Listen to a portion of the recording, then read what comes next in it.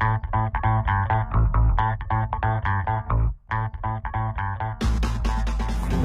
know that's what I was about to say.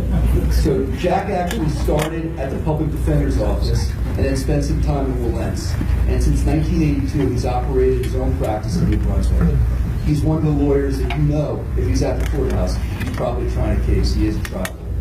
Jack lists among his accomplishments attacking the FBI's use of comparative bullet lead analysis as junk science, and ultimately having a determination made by the appellate division that it was junk science, and the FBI's agreement to stop using it.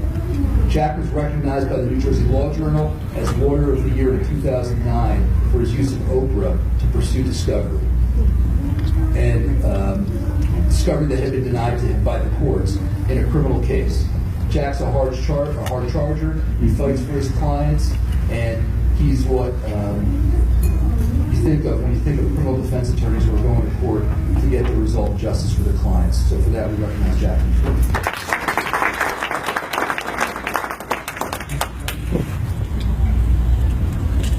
Thank you very much. First, I want to say, forget about your 2 minutes. Thanks, I'm last. I grew up in Newark and Irvington, so you can't budge me. I want to thank the people that came out at my tables tonight. I especially want to single out Judges Diane Pincus and Lonnie Chacon, who graced me with their presence at the table tonight.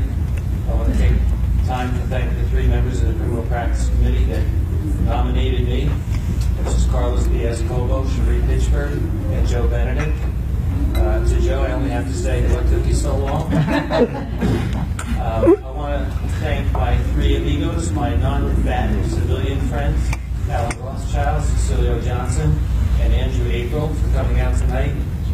And since I heard from Craig before this, I want to thank my 3 colleagues on the other side of the aisle, Jen Hamlin, Cherie Pittsburgh, and Vita Desai, who also joined me tonight. I'd love to regale you with the stories that Judge Francis was talking about. However, I can't do that in a public setting. But, you know, if you buy me a couple of drinks afterwards at the bar, I can share them privately with you. I do want to thank some of the people that I had the experience to work with in the past. Number 1, Warren Wilentz was mentioned. I worked with Warren directly for 3 years. And Warren took me from polyester to polo, which was a nice upgrade. And I want to thank Kenny Weiner, whose daughter Tiffany is here at my table tonight. Kenny took me from Timex to Rolex, and from Plymouth to Porsche. And I had a great few seasons with Kenny as well. And of course, Joe Benedict, who is now my landlord.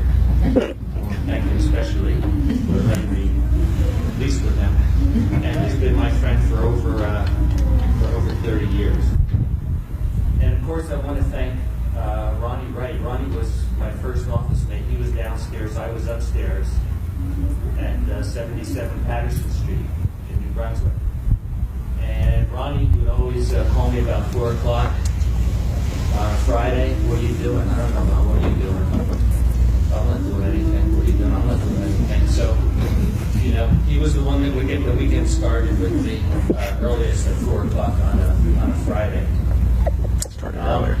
But a lot of people ask me, Jack, how did you get started in this business? And so I will regale you with that story tonight. And I want to thank, in that regard, my mother and Ruth Feinberg and Saul Feinberg. Now, who were Ruth Feinberg and Saul Feinberg? Well, Ruth Feinberg was my 5th grade teacher, and Saul Feinberg was her husband, and I guess he was the first better call Saul, because he so happened to be a criminal defense lawyer. And this was at Florence Avenue School in Irvington. In those days, there were shows on TV, and my 2 favorite types of genre of shows were westerns and lawyer shows. And I love the Defenders, and my favorite western was Half Gun Will Travel. And my mother knew that I wanted to be an actor and play these roles on TV, but she really wanted me to be a lawyer. And she was Polish, so she was very persistent. And so happened that Ruth Feinberg was my teacher, and I was what you would call a very active kid, so she would keep me busy. She would send me to the audiovisual room to move the projector. Yes, we had projectors then. To move the projector from the audiovisual room to another classroom. And then when I got fidgety again, she'd send me to the other classroom to move the audiovisual projector back to the audiovisual room. And, she would say to my mother, well, when does he ever sit still? And so she would say, well, he loves to read, so when he's reading. So I used to get my work done very fast, and then because I had this reading table to go to that Mrs. Feinberg set up for me, so I would go read books back there. And so my mother and Mrs. Feinberg got together, and they introduced me to her husband, Saul, and Saul sat down and had a talk with me. He had a very nice suit, very nice guy. We got along great. And then the next thing you know, Mrs. Feinberg had me reading Morgenstone's biography of Clarence Darrow. And next year I started reading a book that came out by Adela Rogers St. John's, who was a journalist who was the daughter of a famous criminal trial lawyer named Earl Rogers. And the rest, as they say, is history.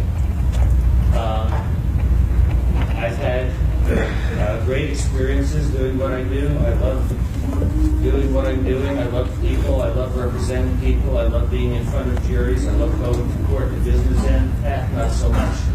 But, that's part and parcel. You got to, take everything and put it all together.